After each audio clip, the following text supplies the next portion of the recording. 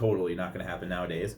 And then the other problem I think with it, which is fascinating, is nobody's really played that game out. So like if you start taxing Amazon and you don't really totally fix the tax code, does that really solve the problem? And if you start paying some people, where does that end up? And at what point does the economy, when there's more takers than actually earners, are we going to get to a point where there's like 4 people that own corporations and I give out $1,000 check to like 50,000 people because I'm making so it's just weird. And it's a fair point. I think that he's on the right track, but he hasn't even begun to scrape the surface of how weird that kind of future economy is going to get when we don't have to work anymore. No, listen. That's something that nobody's talking enough about is, and you're right, it's how many years does it become a real problem? But there's going to be certain sectors, folks, that will be gone. There's service-based, concierge stuff, all the fast food stuff, all the driving. There's certain things going to get automated very quickly. I just watched a video where flying is going to get automated. Domino's is going to get rid of drivers and cars. Can you imagine this? They don't got to worry about any of these things. They're going to have this little mini car that's got a stack of pizzas in it. Okay, you can look this up, and it was really, really cool. And it's just going to literally come to your door, and it'll have like some sort of like thing on wheels that'll literally go to your door. It's like a mini car. Have started that already. Yeah, so I mean, everything's going that way.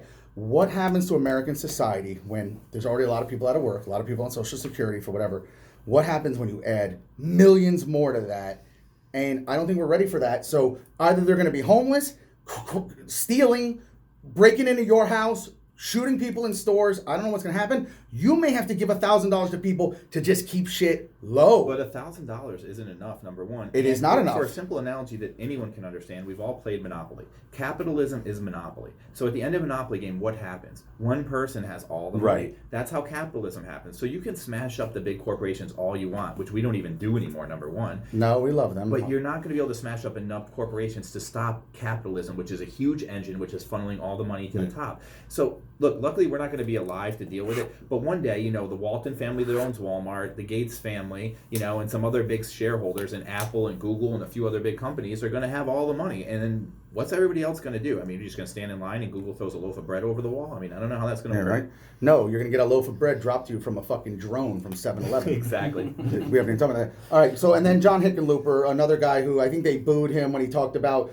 not giving free health care. He's got no shot. He might be a Republican next time around. So there you go, folks. Your 2020 candidates. These debates are coming up.